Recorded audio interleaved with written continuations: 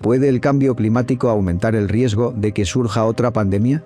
El cambio climático va más allá de cambios de temperatura que te hacen la vida incómoda. Hay cada vez más evidencia de que está relacionado con cambios en el ambiente y las especies que pueden provocar más enfermedades, sin importar dónde o cómo vivas. Si de algo podemos estar seguros, es que el cambio climático es real y que ha sido producido por el ser humano, y en buena medida, por su devoción hacia la quema de combustibles fósiles.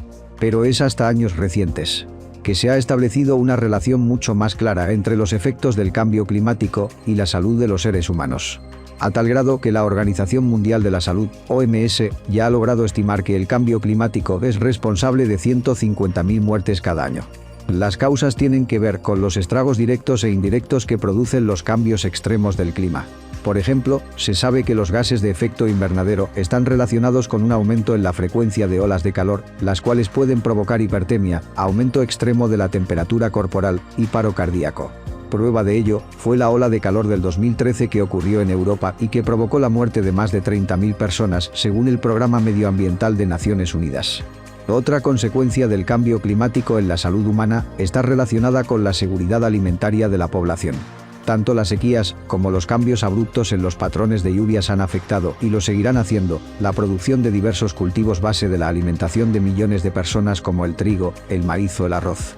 De acuerdo con la Organización de las Naciones Unidas para la Alimentación, FAO, la falta de acceso a alimentos nutritivos a causa del cambio climático ha propiciado que millones de familias vivan en estado de desnutrición y al mismo tiempo con mayores niveles de sobrepeso y obesidad. El cambio climático y la emisión de gases de efecto invernadero también han traído como consecuencia que respiremos aire de peor calidad.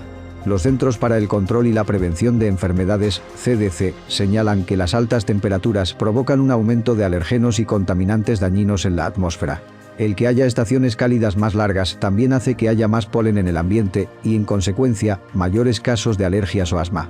¿Qué relación tienen las enfermedades infecciosas con el cambio climático? El ser humano ha sido históricamente vulnerable a infecciones debido a su contacto con determinados vectores, aguas o alimentos. Y aunque no es posible establecer relaciones directas entre cambio climático y las infecciones, sí se pueden usar modelos epidemiológicos para determinar qué tanta sensibilidad pueden tener ciertas enfermedades a los cambios del clima.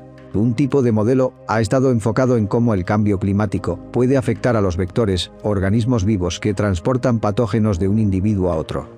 Resulta que, a medida que se registran más cambios en el clima, en la temperatura, la humedad o la precipitación, en muchas zonas aumenta la reproducción y acumulación de ciertos vectores, como los mosquitos de los géneros Aedes o Anopheles. De ahí que en las últimas décadas se hayan registrado importantes aumentos en enfermedades transmitidas por vectores. Por ejemplo, la fiebre de chikungunya, el dengue, el zika o la fiebre amarilla, transmitidas por los mosquitos del género Aedes, o la malaria, que se produce cuando el mosquito Anopheles transmite parásitos del género Plasmodium, han tenido aumentos considerables en las últimas 2 décadas, debido a que sus vectores son especialmente exitosos en lugares con temperaturas superiores a los 18 grados. Otras enfermedades transmitidas por vectores son la esquistosomiasis, provocada por un parásito transportado por algunos moluscos acuáticos, la encefalitis y la fiebre hemorrágica de Crimea-Congo, provocadas por virus transmitidos por garrapatas, el tifus, que transmiten las pulgas, o la fiebre recurrente, transmitida por piojos. Todas estas enfermedades, al ser generadas por vectores, están íntimamente relacionadas con factores ambientales, y por lo tanto son sensibles, en mayor o menor medida, a los cambios del clima. La mayoría de los vectores son artrópodos de sangre fría, altamente sensibles a las temperaturas ambientales. El calentamiento mundial favorece su desarrollo. Las temperaturas más altas aceleran el metabolismo de los insectos, incrementan la producción de huevos y la necesidad de alimentarse. ¿Las enfermedades relacionadas con el cambio climático afectan a todos por igual? No, en realidad las afectaciones tanto del cambio climático como de las enfermedades infecciosas ocurren con mayor frecuencia y nivel de gravedad en poblaciones más vulnerables. Por ejemplo, las personas con sistema inmune debilitado y desnutrición pueden ser mucho más susceptibles a estas enfermedades.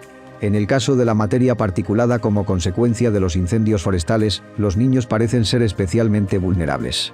Un equipo de investigadores que publicaron un artículo a inicios de este año en la revista Pediatrics analizó la causa de más de 170.000 visitas médicas a la unidad de urgencias de un hospital de niños en San Diego, Estados Unidos, por problemas respiratorios. y encontraron que las PM2.5, materia particulada, estaban asociadas con el 30% de los casos, mientras que solo 3.5% estaba asociado con otras fuentes como emisiones de tráfico. ¿El cambio climático también provoca enfermedades más mortales? No necesariamente, pero lo que muestra la evidencia es que sí está involucrado indirectamente con la aparición de nuevas enfermedades o el resurgimiento de otras.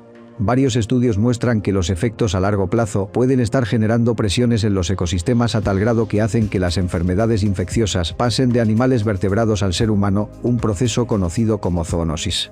Pero también las consecuencias en el corto plazo del cambio climático, como la intensidad de los incendios forestales, las sequías, las inundaciones, las hambrunas, las migraciones y el cambio de uso de suelo, como cuando se eliminan bosques o espacios para uso agrícola y se convierten en asentamientos urbanos, pueden desencadenar brotes de zoonosis. El cambio climático, superpuesto a una dramática alteración antropogénica de los ecosistemas, está conduciendo a una sustitución gradual de especies, a la reducción de los ecosistemas y a la disminución de la diversidad de especies. Es evidente que estos cambios tendenciales pueden dar lugar a desbordamientos de diferentes formas y a encuentros más estrechos y generales entre la fauna y el hombre. Hay muchos ejemplos de que esto ocurre con relativa frecuencia.